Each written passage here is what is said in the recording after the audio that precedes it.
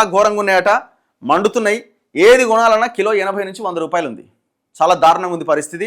జనవరి ఫిబ్రవరి వచ్చేదాకా ఇదే సిచ్యువేషన్ ఉంటుందేమో. ఎందుకంటే మొన్నటిదాకా పడ్డ ఈ భారీ వర్షాలతోటి పంటలన్నీ ఆగమైనాయి. అసలు ఎక్కడుంది? అసలు కూరగాయలు పండించే పరిస్థితి ఉందా?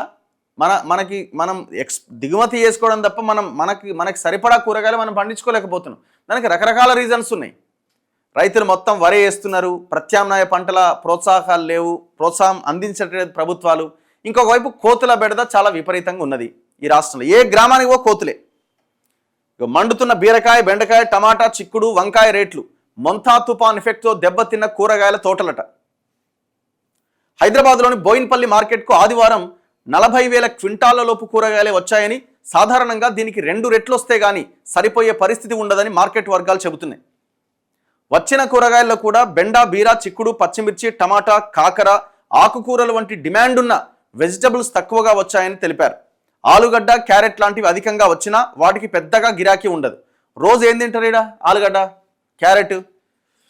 సో ఈ ఏవైతే తినాల్సిన కూరగాయలు వస్తలేవట. దీంతో రేట్లు మండిపోతున్నాయి. 45-50 రూపాయలు ఉండాల్సినది కిలో 80 అయింది, 100 రూపాయలు ఆ పైన కూడా అమ్ముతున్నారు.